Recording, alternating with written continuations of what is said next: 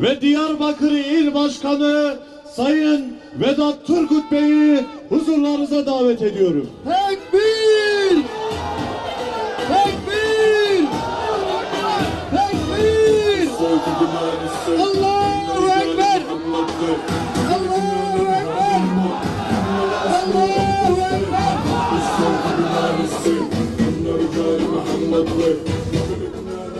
أعوذ بالله من الشيطان الرجيم بسم الله الرحمن الرحيم الحمد لله رب العالمين الصلاة والسلام على رسولنا محمد وعلى آله وصحبه أجمعين اللهم أعز الإسلام والمسلمين اللهم أعز الإسلام والمسلمين اللهم أعز الإسلام والمسلمين وقهر أعداءك وأعداء الدين وقهر يهودي الصهيونيين وقهر şeytani الأمريكيين. Muhterem kardeşler, değerli ablalar, unta bakır hatın, serseru serçavaratın, ehlen ve sehlen, citum bi hayır. Başım gözüm üstüne geldiniz. Öyle bir meydandayız ki, Kürecik meydanından. Bugün sessiz geldik. Bugün tepkimiz şu anda liderlerin yaptığı gibi belki kınamalar olacak. Ama gereği yapılmazsa aynı Gazze'deki mücahitler gibi tepkimiz yükselecek. Tepkimiz yükselecek. Bu tepkimiz sadece Amerika'ya değil, sadece İsrail'e değil, sadece İngiltere değil, satılmış Arap uçaklarına da olacak. Tekbir! Allahu Ekber! O korkak liderlere olacak. Bakınız, tam 4 haftadır büyük acılar yaşıyoruz. Büyük felaketler var. Çocuklar ölüyor. Yaşlı anneler, ev hanımları çocuklarına yemek yapmak üzere evlerin içinde bombalarla katlediliyorlar. Camilerde ibadet yapan yaşlılarımız hunharca katlediliyor. Meydanlarda, oyun alanlarında, deniz kenarlarında oynayan çocuklar vahşice katlediliyor. Ama dünya sessiz. Ama dünya tepkisiz. Hele uyuyan bir teşkilat var ki, düşünün, kurulma amacı Mescid-i Aksa'yı savunma. Kurulma amacı Kudüs'e sahip çıkma. Ama gelin görün ki yıllardır bir ses çıkmıyor. Yıllardır bir adım atılmıyor. Filistin'deki yapılan katliamdan sonra, Gazze'de yapılan katliamdan sonra, 40 gün geçtikten sonra Cumhurbaşkanı'nın çağrısıyla toplandılar. Hak vermek lazım. Takdir etmek lazım. Belki bizim beklediğimiz orduları oluşturmadılar. Belki Karabağ'a gönderilen SİHA'lar gönderilmedi. Belki Katar'a gönderilen tam teçhizatlı 5000 ordu hazırlanmadı. Ama bir takım adımlar atılması için ortak kararlar aldılar. Hava sahalarını Siyonistlere kapatacaklardı. Onlarla var olan tüm ilişkilerini keseceklerdi. Onlara boykot uygulanacaktı. Akaryakıt, su, gıda, yaş sebze meyve ve benzeri ürünler artık İsrail'e gönderilmeyecekti. Ama gelin görün ki 4 tanesi hain çıktı. Suudi Arabistan, Bahreyn, Birleşmiş Arap Emirlikleri ve Çad denilen neydi belirsiz tarafından yönetilen o satılmış alçaklar buna red cevabı verdiler. Biz buradan çağrımızı tekrardan yeniliyoruz. Şu an Mescid-i Aksa tek işgal altında değil. Maalesef Mekke'de, Medine'de ve diğer İslam ülkeleri de şu an Siyonist'e, Amerika'ya, Batı'ya uşaklık edenler tarafından işgal edilmektedir. Kahrolsun İsrail işbirlikçi hainler. Kahrolsun İsrail işbirlikçi hainler. Kahrolsun İsrail işbirlikçi hainler.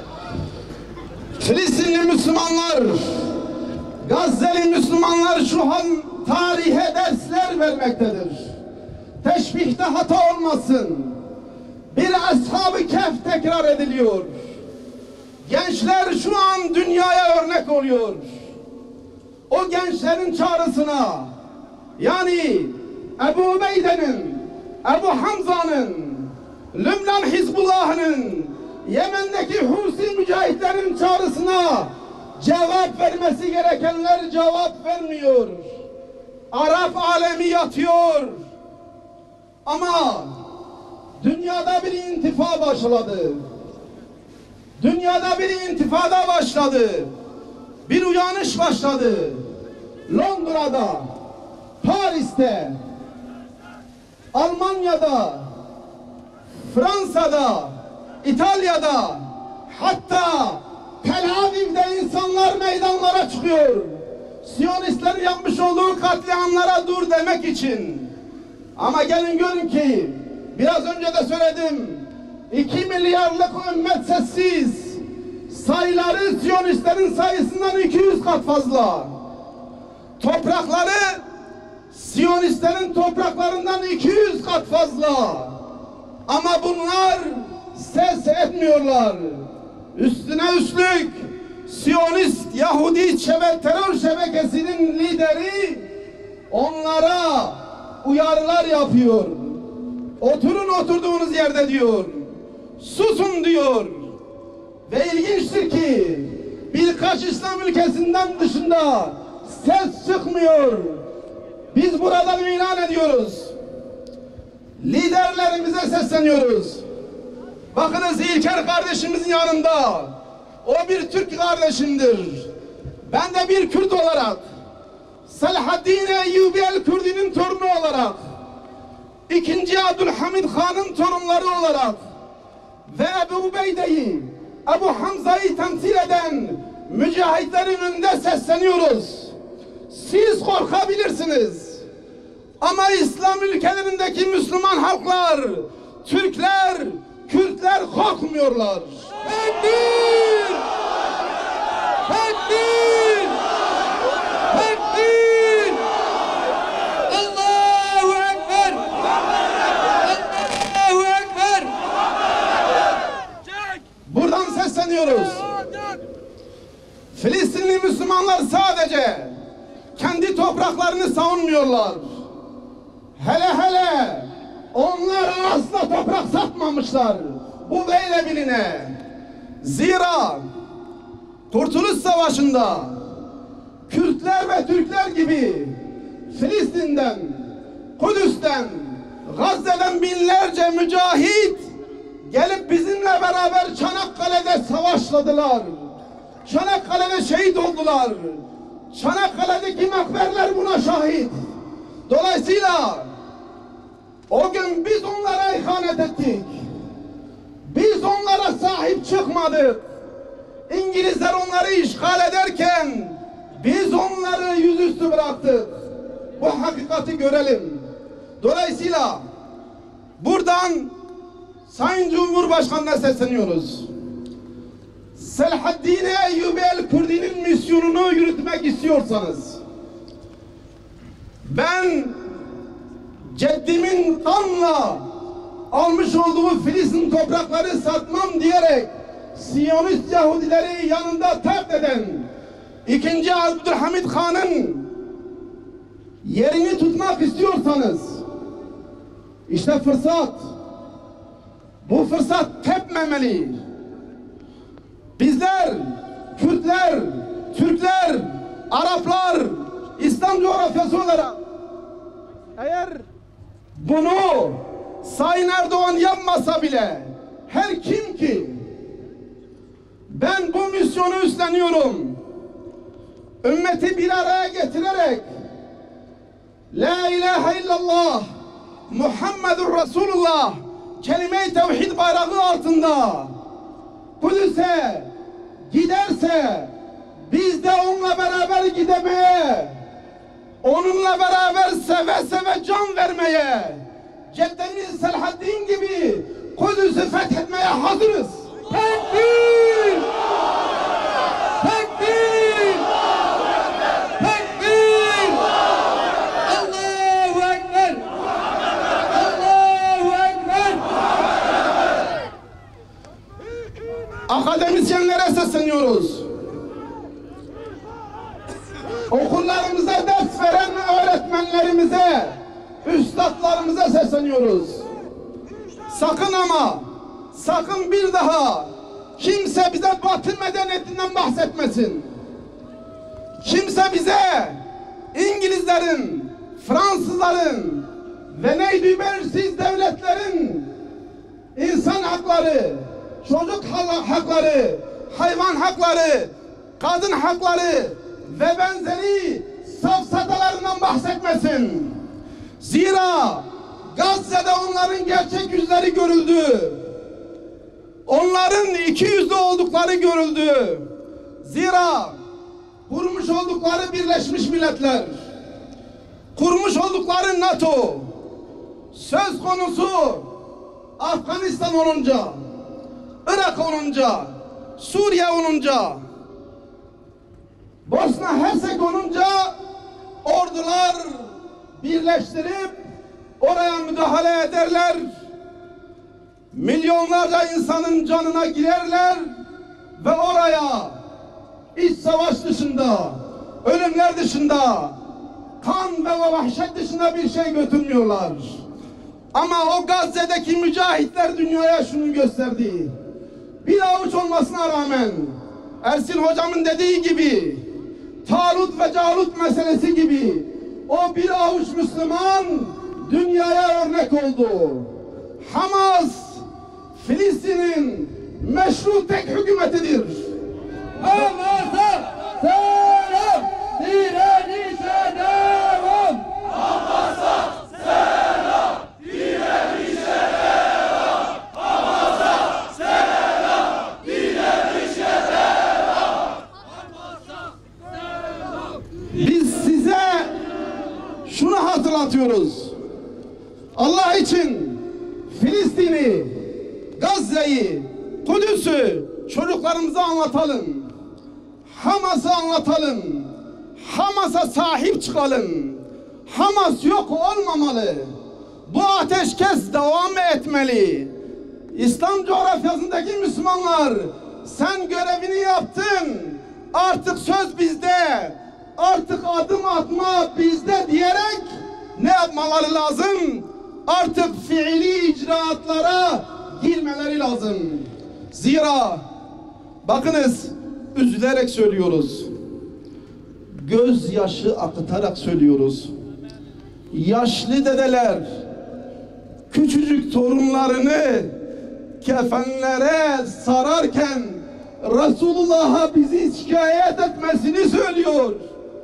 Bakınız 5 yaşındaki, 3 yaşındaki o küçücük çocuklara, Resulullah'a, o sevgililer sevgilisi Hazreti Muhammed'e selamımızı gösterin, selamımızı gönderin diyerek ümmeti şikayet ediyor Allah için.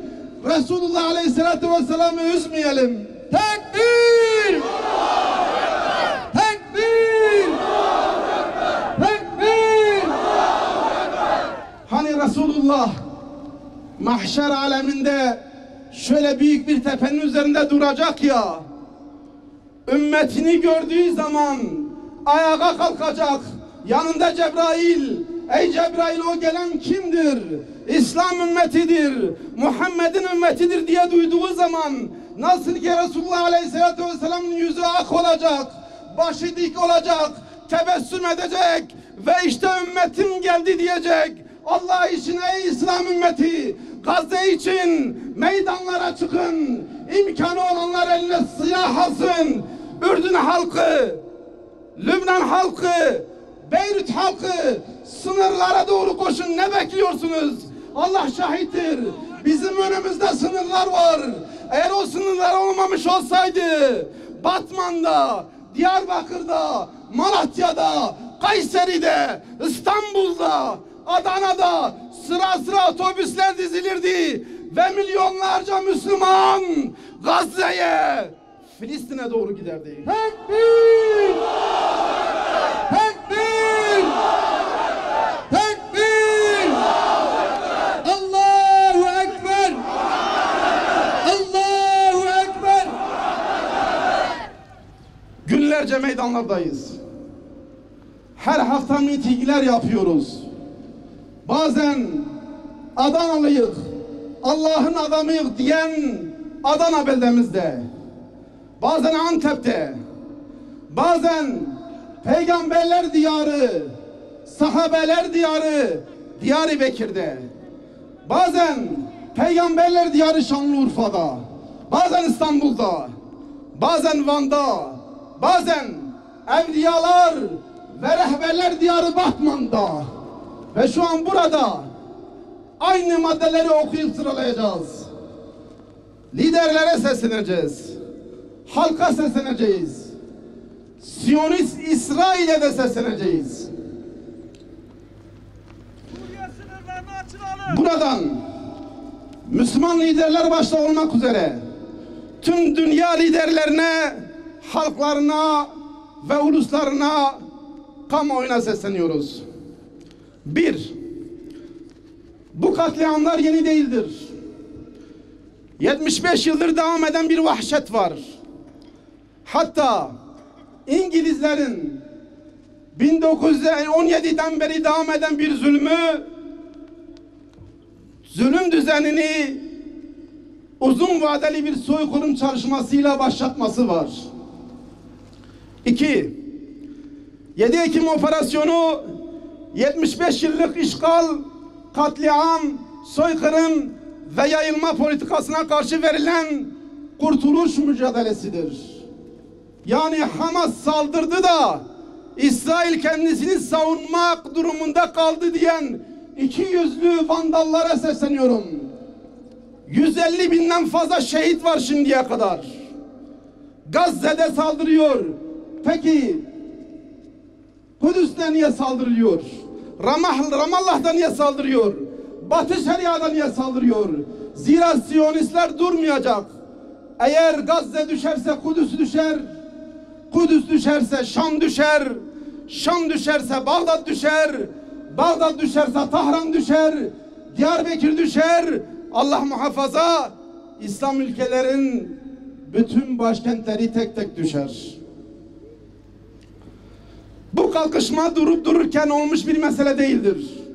Bu anlamda Filistinlerin birikmiş öfke ve işgalden kurtuluş arzularının baş aktörü ve tek meşru temsilcisi Hamas olmuştur. 3. Türkiye'nin başını çektiği bir yardım koridoru veya deniz filosu yola çıkarılmalıdır. Sadece İslam ülkeleri değil, duyarlı ve vicdan ehli hangi ülke varsa katılımları sağlanmalıdır. Bu filonun güvenliği de alınarak direkt Gazze sahillerine gitmelidir. Doğrusu bir aydır meydanlarda bu teklifi verdikten sonra, başka Müslümanlar da farklı ülkelerden teklifler verdikten sonra, şu an elhamdülillah 1000'e yakın irili ufaklı gemi yola çıkmıştır. İnşallah salı ya da çarşamba günü Türkiye'ye gelecek.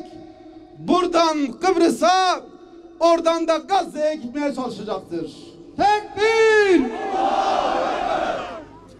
Ama şunu da söyleyelim.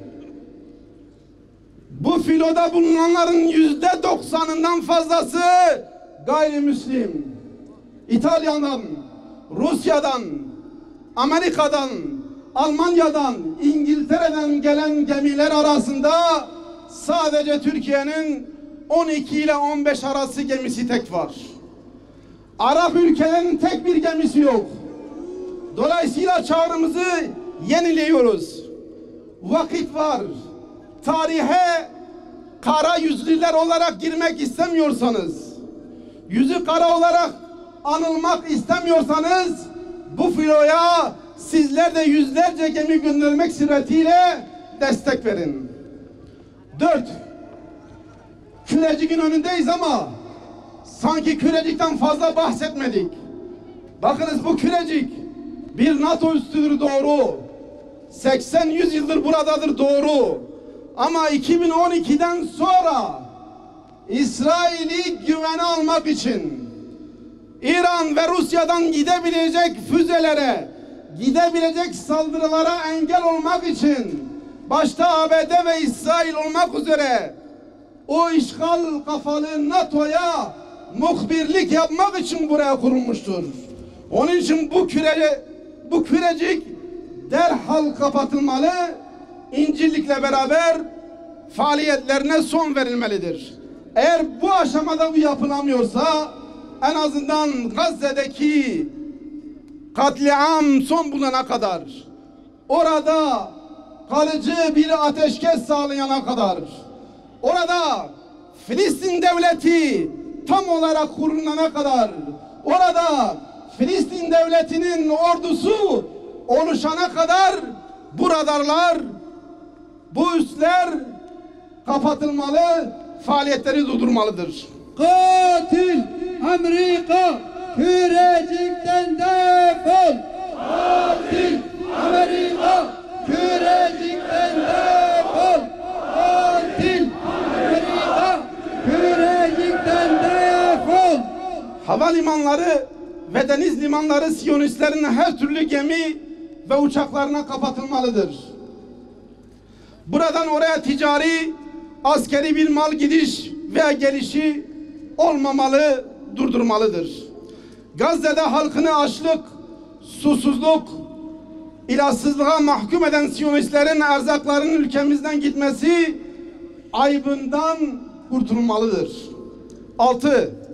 Türkiye işgal devam ettiği sürece Siyonistlerle bütün ilişkilerini askıya almalıdır. Yaptığı bütün anlaşmaları da feshetmelidir. Daha sonra ise ilişkileri tamamıyla kesip Siyonist işgalci İsrail'i devlet olarak tanıma aybından vazgeçilmelidir. Türk vatandaşı olan Siyonistlerin işgal edilmiş Filistin topraklarına gidip soykırıma katılmaları engellenmeli. Gidenler olursa insanlığa karşı suç işlemekten yargılanmalı, mallarına el konulmalı, vatandaşlıktan çıkarılmalı. Doğrusu idam cezasını istemiyoruz ama özel olarak onlara idam cezası çıkartılmalıdır. Tekbir!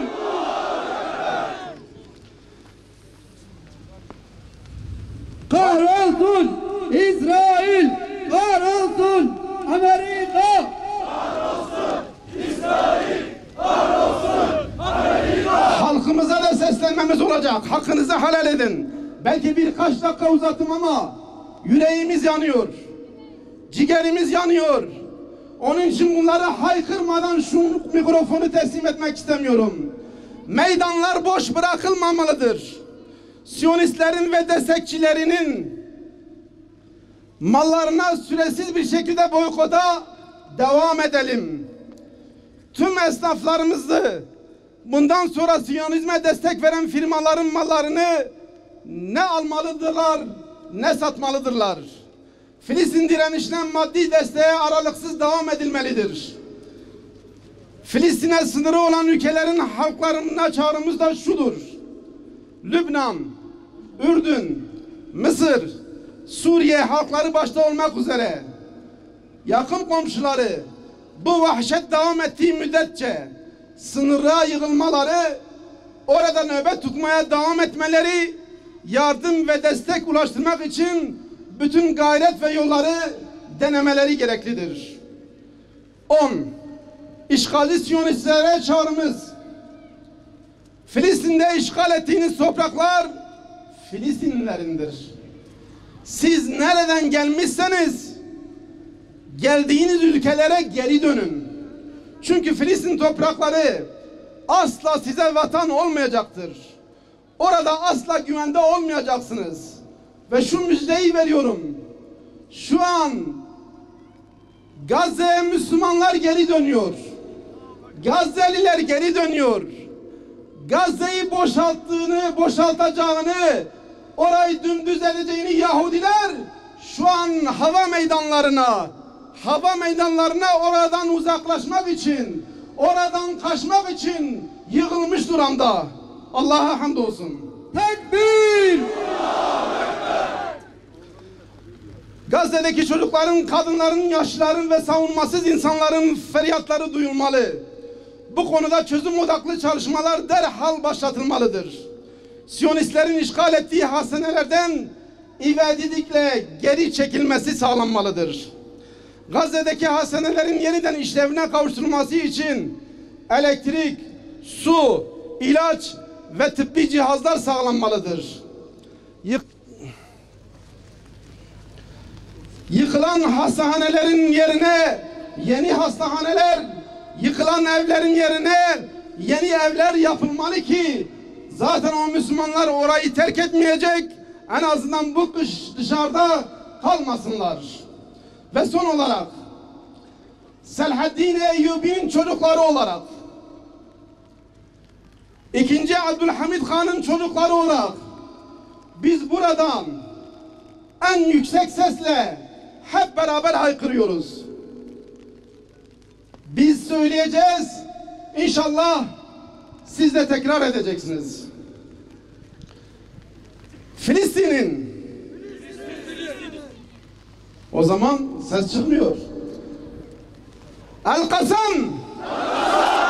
El-Kasam. El-Kasam. Lillahil vahidil kahhar. Filistin'in, Mescid-i Aksa'nın özgürlüğüne giden her meşru eylemin yanındayız, tarafıyız, içindeyiz, destekçisiyiz. Canımızla, kanımızla, malımızla, evlad-ı iyalimizle ilk kıblemiz Mescid-i Aksa'nın ve Müslüman kardeşlerimizin yanındayız. Bu yolda üzerimize düşen her türlü fedakarlığı yapmaya hazırız. Filistin halkına selam olsun. El-Aksa tufanına selam olsun. Filistin milli mücahitlere selam olsun. Direnişe ve dirilişe selam olsun. Ebu Ubeyde'ye selam olsun. Ebu Hamza'ya selam olsun. Yüzlerce şehit veren Lübnan Hizbullah'ına selam olsun. Yemenli Veysel el-Karani'nin hemşehrisi olan o terlikli mücahitlere selam olsun. Tekbir! Tekbir! Tekbir! Allahu Ekber! Allahu Ekber! Allahu Ekber! Esselamu Aleyküm ve Rahmetullahi ve Berekatuhu.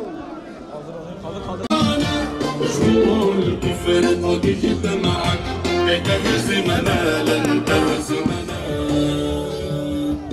والأقصى ينتظر صلاحا الله الله يشاوي سلام الأقصى ينتظر صلاحا الله الله يا تعرف صعيد